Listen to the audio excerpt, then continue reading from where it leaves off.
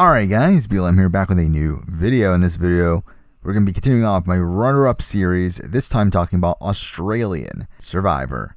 Not like with my Australian Survivor winner and season rankings, this will only be including the recent iteration of Australian Survivor. This will not be including Australian Survivor 2002 or Celebrity Australian Survivor, though those seasons will be included whenever I get around to doing my International Survivor runner-up ranking. So because of that, this will only have 5 people in it, so this should be a shorter ranking, hopefully. Not as many people to assess here. So like my other runner-up rankings, I am essentially ranking these runners-up based on how I would have had them on my winner ranking had they ended up winning the game. And with that, let's start it off with number 5. The worst runner-up in Australian Survivor up to this point for me is Tara from Australian Survivor 2017. And this one's pretty simple. I mean, the first thing that comes up with why she's at the very, very bottom is that she was voted out. She was voted out of her tribe and was able to come back to the game due to a twist that allowed her to be exiled instead and end up joining the other tribe when we eventually got to a tribe swap on the next day. And through that, she was able to greatly benefit her position from that point forward. But again, she was essentially voted out of the game and came back into the game. I mean, this is no better than someone that gets sent to Redemption Island and comes back, someone that goes to the edge and comes back. It's essentially the same thing. Now, obviously, there's no layoff in Tara's game as there was with like a Chris Underwood from Survivor US. But even then, again, the position that Tara was put in when she came back in the game greatly benefited her, where she was essentially the swing vote between two sides. Her and Annalise essentially got the pick on whether they wanted to side with the Luke and Jericho side of things or if they wanted to side with the Kent and Jackie side of things. And that gave them a lot of leverage moving forward. Even before she got voted out, though, I don't think she played particularly well either. I mean, she gets stuck within the minority alliance there, where though she does end up siding with the right side initially, she does end up flipping to the Lockie side during that first vote and does stay within the majority for the next couple votes as well. By the time the Amy vote, she completely loses control of the game and is immediately taken out after that. Again, not a particularly great game. Her game should have ended there. She gets a very beneficial tribe swap again, where she gets put on the tribe with AK, where AK is way down the numbers, and she can easily just put the target right onto him, take him out of the game. And while she does end up in the majority for those first few rounds post-merge, she's essentially just doing what Lockie wants her to do. I mean, she's staying with her alliance with Lockie, voting lockstep with him, even through the Henry boot, where she's completely out of the loop on what's going on there. She's out of the loop on the Tessa vote, where, really most people were out of the loop, but even there, she thinks she's voting in the minority where she's voting with Lockie. So again, she spends a lot of that early merge section of the game not even knowing what's going on within the actual game itself. She does start voting in the majority for the next few rounds, largely due to the fact that Lockie stays in the game and is able to win immunities. It's not until the final 6 that she fully flips against Lockie, voting out Ziggy, which does avoid a rock draw. But essentially at that point, her game is done. I mean, she has no respect from the jury. She's not able to win a jury vote under any circumstance. And yeah, while she gets to the end of the game with people that actively want to take her to the end of the game, again, Jericho was taking her to the end, Peter was taking her to the end, she can't get the jury votes there. It's like no one is voting for her to win outside of Lockie. I mean, yes, she does get 3 votes, but 2 of those votes were anti-Jericho votes. Both Sarah and Peter flipped to vote for Tara because of how poorly Jericho performed at the final jury performance, not because of anything Tara actually did. So again, for me, I just feel like she played a very mediocre game overall, plus also the fact that she was just voted out and came back in. Not a good game. She lands at number 5. Now number 4, another runner-up that didn't have much control within the game. I do think the top 3 within the list are all in at least the middle tier in the general ranking across all Survivor seasons. Well, this next person is still probably in the bottom tier, and that person is Baden from Australian Survivor Champions vs. Contenders 2. Now, I do think Baden was more integrated within the majority at points of the game than Tara was. We do see that first vote where Baden was the backup target. I mean, there were people that put their votes on Baden in the case of an idol, and that's not particularly great. He was able to survive that and doesn't really go to another tribal for a good chunk of the game. It's not until a swap where he goes to his next tribe, but by then he is integrated within the majority alliance and is pretty integral within that, where he votes correctly for the remaining tribals he goes to before the merge. Now, does he make the correct choices during those tribals? I think that's a bit questionable because he does vote out a lot of his fellow contenders, and that does end up biting him in the butt by the time they get to the merge. But as I said, they get to the merge, the contenders end up down in the numbers, especially after they vote out Andy. And for the next few rounds, Baden's really just kind of there. He's not really orchestrating anything. He's not really doing much, but he is surviving through the game. Sharn's obviously a much bigger target than him. David is obviously a much bigger target than him. We do get to the John vote where he doesn't get any votes put on him, and I guess you have to give him some credit for that. But still, another situation where he does vote in the minority at the end of the day. He does make a self-preservation move, vote out Daisy at final 8. But then it's at the final 7 where he does finally get some control back in the game. But at the end of the day, though, it is Harry that's essentially controlling the game, as Harry is the person that's more out in front. And Harry's also the person that more than likely wins if they get to the final 2. And Baden essentially becomes a second command to Harry, where they start to work as a duo, and they're able to flip over Abby and Luke in order to blindside Simon, and eventually take out Janine, and that gets them to the final 5, where we get that really wonky round where Luke is able to use his advantage to save Pia, and they take out Abby, and that does harm Baden's game to a degree, though probably not nearly as much as it harmed someone like a Harry's game. Because at the end of the day, Luke was the biggest target coming into 4. They vote out Luke pretty easily, and Baden ends up winning final immunity, where he loses in any scenario. He loses against Pia, obviously. He loses unanimously against Pia, and he probably loses unanimously against Harry as well. I don't think there's anyone that he could have won at the end against. So again, kind of a similar situation to Tara, but I think the difference with Tara, though, is, again, Tara was voted out. Plus, also, I feel like Tara was not within the majority group for more of the game. While I do think there are stretches where Baden was within the majority group for longer in the game. Again, after that first initial vote on his tribe, he does integrate himself within the majority and pretty much stays within the majority of his tribe up until the merge. He loses control at the merge, but is able to get back into the majority at the final 7 until pretty much the end of the game at that point.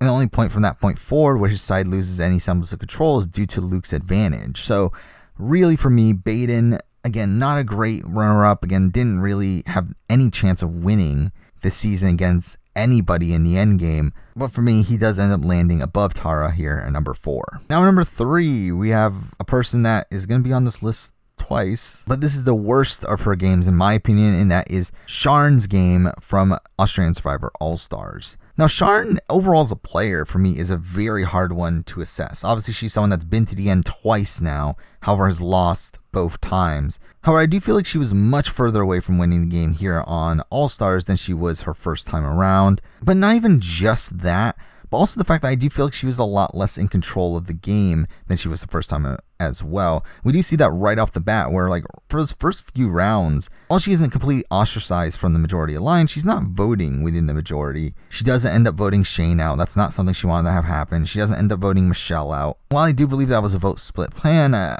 from what I remember, she did actually want Henry out at that point, and she wasn't able to do that. Henry does eventually go home the next round, and from that point forward, she kind of plays the middle role within her tribe, where she is in the middle of the Lees, the Johns, the Abbeys, and Lydias of the world, while also still being aligned with the Nick, the Harry, the Shawnees of the world. And she kind of bridges that gap for a lot of the game. Now, while the people within those groups change, post-swap, she's still keeping her alliance with Nick alive, while also having her alliance with Moana and Tarzan, Jackie, and David's side of things. She's able to bridge those two sides, and that's something I think you have to give her some credit for.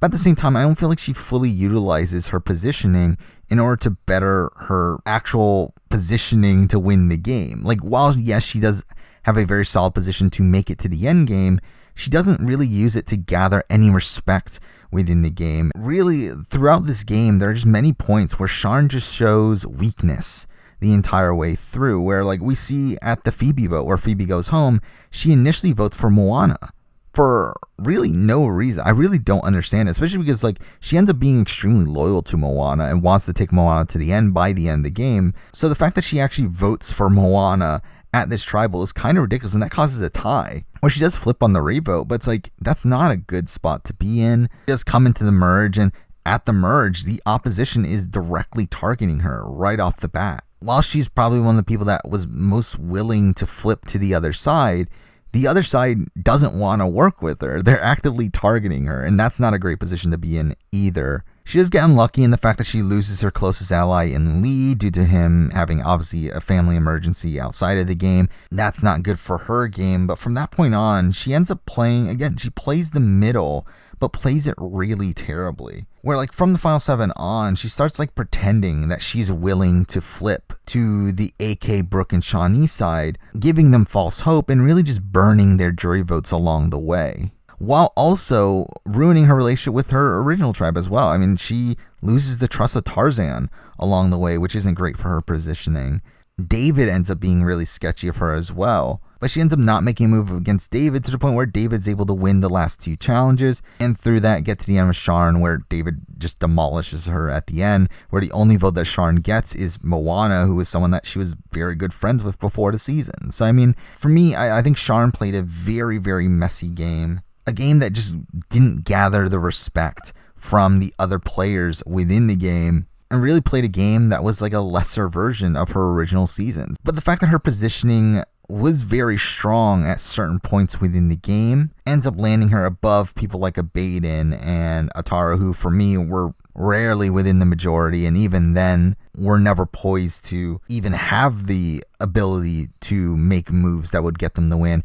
At least Sharn had those opportunities and blew them, but for me that's still enough to land her higher than those other 2. Now number 2, we have a runner-up that I was very, very high on at the time that season ended.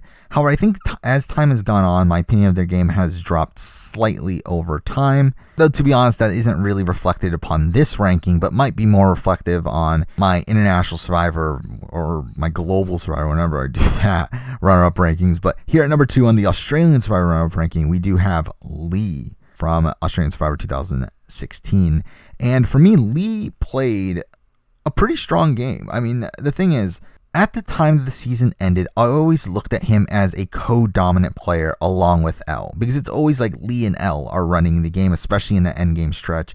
And it's really by the grace of Christie miraculously winning final immunity that they do end up losing the game. Really, Lee and L should have been the final 2 under most scenarios. However, the thing that knocks Lee for me is the fact that we know now that L would have won the game if Lee and L had gotten to the end of the game. And also we do know that the way the jury perceived it was that Elle was running the game, while Lee was essentially her second in command. And through that, for me, that does lower Lee's positioning on the ranking for me significantly. I think there was a serious argument for him being number 1 coming into this list, but I do think due to that being a major knock against him, that does knock him down a bit. Where through that, it made me really just reassess his game, and really made me realize that, yeah, there really isn't a point where Lee is actively making a strategic decision for his game. I mean, yes, there are points where he's making decisions, but he rarely makes those decisions under the context of that being the thing that benefits his personal game. And we can run through his game, and like very early on, like he is in a pretty central figure within his tribe. It's him, Rowan, Elle, and Phoebe that are really running the tribe, though Evan does end up going home at their second tribal, and that's something that he didn't want to have happen. He was very close to Evan, and he does lose an ally there. But from that point forward, he doesn't go to tribal until the merge. And this is a good chunk of tribals. I mean, this is a ridiculous winning streak that his tribes go on. And to be fair, you can credit a lot of that to him. I do think he was one of the strongest physically in the game on this season, and I do think you have to give him some credit for that physical dominance that the tribe had, though again, it's also a lot of poor production decisions that allowed them to control the game. But coming into the merge, again, he's part of the core majority group, where Lee, Elle, Sam, Brooke, and Flick essentially run the game. I mean, they're already a 5-person alliance within the 13, and then through their other allies, they're able to control the game all the way down to the final 7, which is where Flick decides to flip against Brooke. Again, this is where like it gets a bit wonky of who gets what credit. I think Elle deserves credit for this move, as Elle was the one that built up enough of a relationship with Flick to have Flick be willing to make that move against Brooke in order to save Elle. I think you give Elle a lot of credit for that, while Lee was just kind of a person standing by at that point.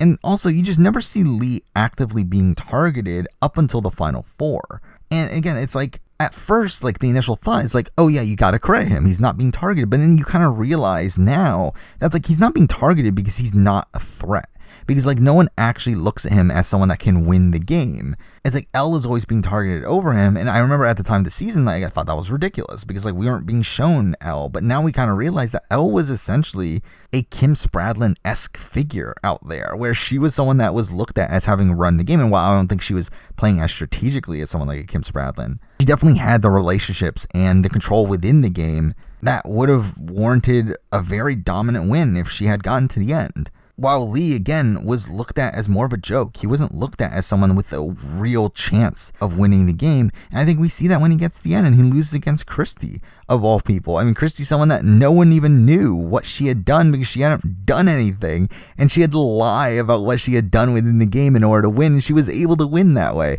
Again, the fact that Christy beats him at the end, I think is another massive knock against his game about how he was perceived by other players. Like, I just think overall, those are massive knocks against him. But he was still essentially a second command figure within the game, which is more than you can say than the other runner-ups that we talked about, where again, Baden and Tara really had no clue what was going on for a good chunk of that game, or falling in and out of the majority at points throughout the game. Sharn was an integral part of the game, was pretty much in the middle, but was never actually controlling things. She was mostly the person that the people that were controlling things were trying to get on their side. Lee was at least on the side of this people that were controlling things, and he was second command to the person that was running the game. So for me, that's more credible than those other three games. So he lands here at number 2. Now number one runner-up. Shocking, right? It's Sharn from Champions vs. Contenders. And for me, this is a very tough game to assess because I think Sharn on this season played a very strong game, a pretty dominant game alongside Matt Rogers up until the Matt Rogers boot.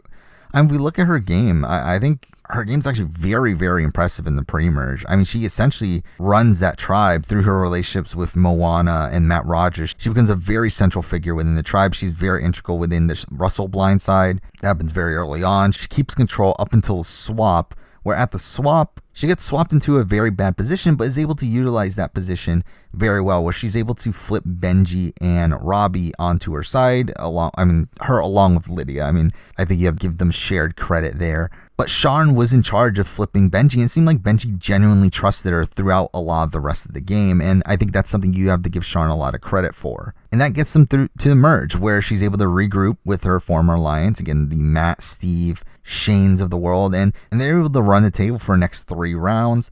Again, they lose control of the Matt Rogers boot, and that is a terrible look for her. Again, the fact that she accidentally lets everybody know that she has an idol by dropping it in front of everyone, that's not good. And then the way that she uses the idol, where she initially says, oh, I'm going to vote for Matt, Benji convinces her not to, she flips it. That's such a terrible look on her end, and really ends up costing her the game when we get down to the end of it. But just as an individual piece here, like, it's a terrible look. Now she is targeted at the very next round. However, Monica and Brian end up flipping back and end up saving her. They do lose Steve at the final 7, which isn't great for her positioning, but then is when her game kicks up a bit. But this is also where it becomes a bit wonky with me, where I don't know how much credit to actually give Sharn for a lot of these things. First up, Sharn does need an idol to survive the final 6 round. That's not particularly great. That is something that, if this was a global runner-up ranking or an international runner-up ranking with more people, this would knock her down a bit. But considering the people that we're ranking here, I mean, I do think Sharn is kind of on a tier of her own on this list, where I don't know if she's exactly top tier, but she's at least like high middle tier. And because of that, and where we have like Lee, who's probably like solidly middle tier, like we don't really have anyone like super close to Sharn on this list, so this idol play doesn't harm her as much when it comes to this list, though it might on future lists. But again, she does need an idol there. That's not great. At the final 5, she is able to, her and Shane are able to get Shawnee to flip against Monica. I think that's something you have to give her some credit for. The fact that they execute a 2-to-1 vote at the final 4 is also kind of ridiculous, where they're able to get Shawnee out there. So again, that's stuff that you can give Sharn credit for, but then we get to the final 3, where she wins final immunity, and she makes, first up, the bad move of taking out Brian, which if she had gone to the end of Brian, she wins almost unanimously. So that's something you have to knock her for. But also, we get the final trial where she performs terribly and ends up losing the game because of that, where she loses in a 5-4 vote, with most of those votes not even being pro-Shane votes, most of them being anti-Sharn votes. I mean, you do have someone like a Brian who was always going to vote for Shane, but then you have both Monica, Fenella, and Shawnee who all flipped their votes due to how poorly Sharn did. And then you have Matt Rogers, who, I mean, a lot of people claim he was bitter, and yeah, kind of. But I also feel like Sharn just completely mishandled him at Final Tribal, to where I understand why he does what he does. Like, would I do it? No. But I do think she rightfully lost his vote through her performance there. Again, for me personally, Sharn is number one here, obviously, but that's not saying much. I mean, the runners-up of Australian Survivor have not been the strongest up to this point in the show's history, but still, Sharn ends up landing here at number one. But there we go. I mean, those are my runner-up rankings for Australian Survivor. Again, not many great options here. I mean, even when we get to the winner ranking, I talked about my winner ranking. There's really only one truly great winner of Australian Survivor, and all the other ones are mid-tier or lower, and it's a similar thing here, though. Again, is Sharn even top tier? Probably not. But that's it for my Australian Survivor runner-up ranking. We will be doing Survivor South Africa coming up not too far from now, and then also later down the road, I will do a International Survivor runner-up ranking as well, so stay tuned for those. But for now, that's the video. Thank you for watching.